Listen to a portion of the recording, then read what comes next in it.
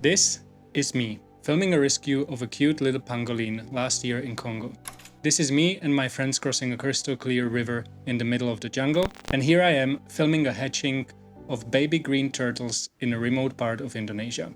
Now, I'm not showing you these photos to brag, but rather to show you the opportunities that being a documentary filmmaker can bring you. And in this series, I would like to give you a few beginner tips that will help you to start your documentary filmmaking journey.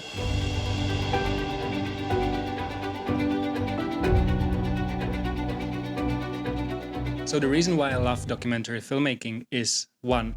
It allows you to experience world and its cultures in a way that you normally wouldn't be able to. 2.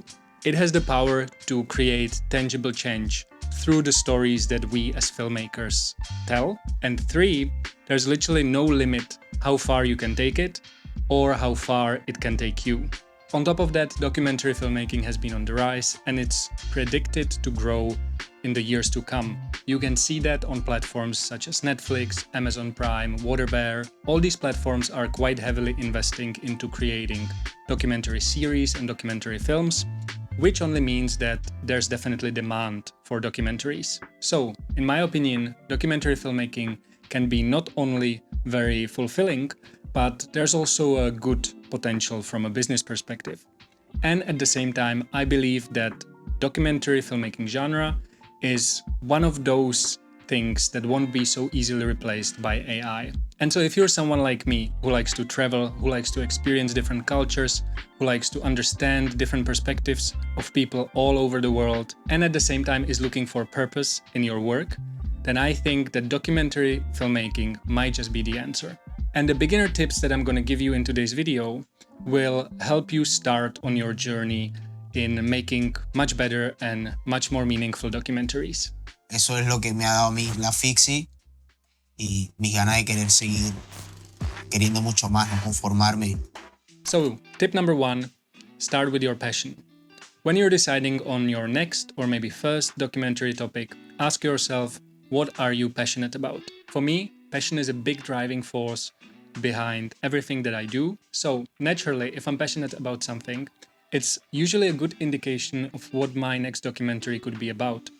Because I know that through that passion, I will be able to pull through the ups and downs of making the documentary happen. And when I say passion, I don't mean just the initial excitement, because we often get excited about different projects.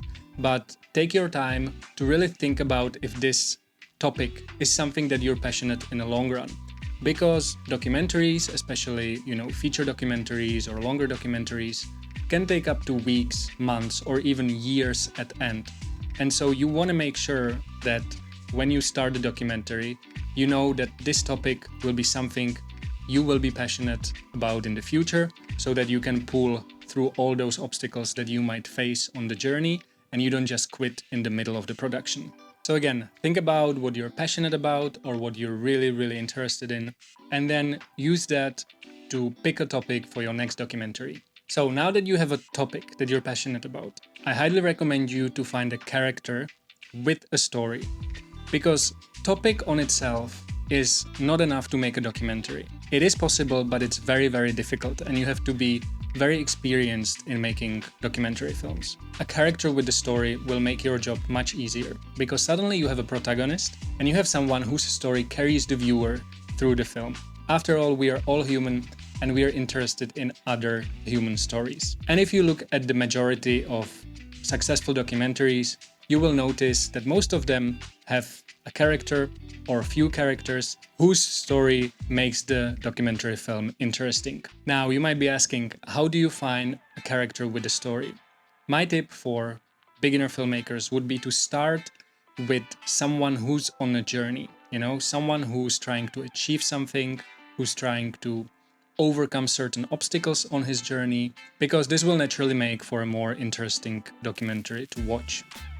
A good example could be a wildlife conservationist who's trying to fight against poaching in a certain African country. Another example could be an athlete who had an injury and now he's trying to come back and maybe get qualified for Olympics or a certain race that means something in his life. But You can also find great stories within your neighborhood or within your community. So don't try to always look for the grand stories, but rather try to look for stories that you have access to. Access is extremely important because let's say that you found a character, but now you actually need to figure out if that character would be down to become part of the documentary and to share their story.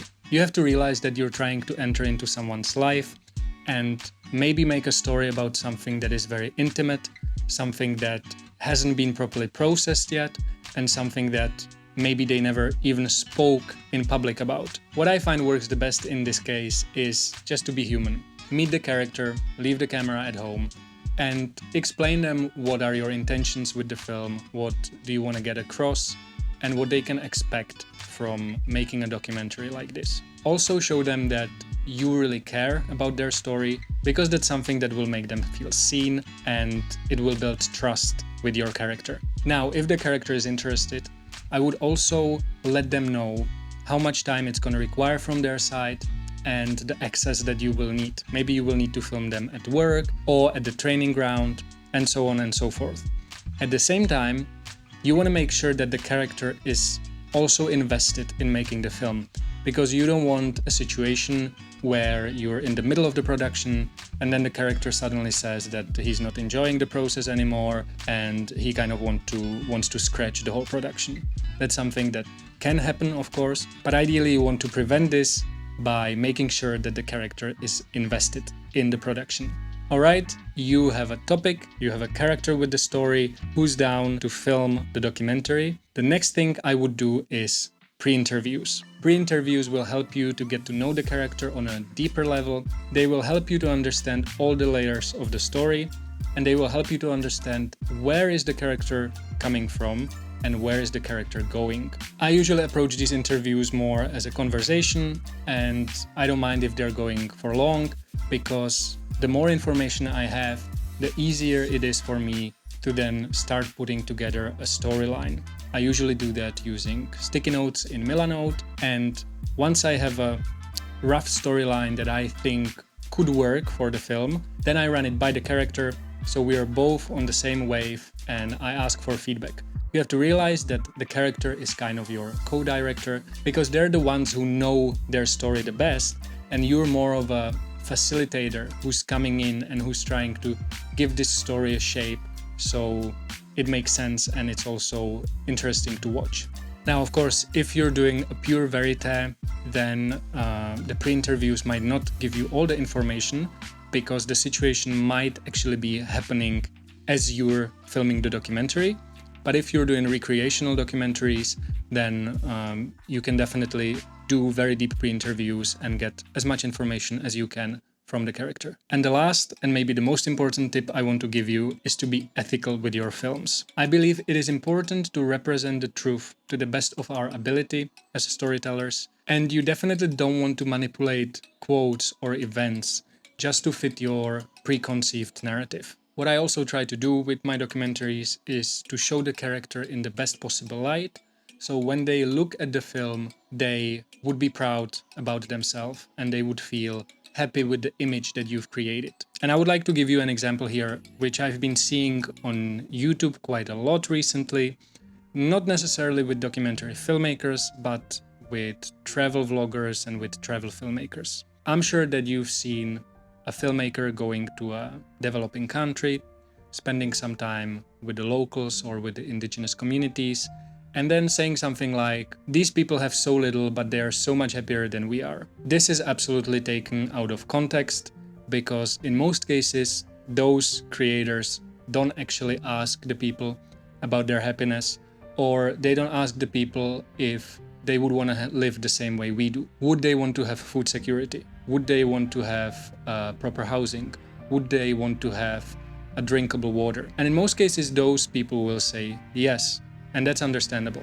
And so by you saying that someone is happier because they're poorer and have less, it's just not right. Yes, these people might be more joyful because maybe they're more connected to nature, they're more living in the moment, but it doesn't necessarily mean that they're happier than us.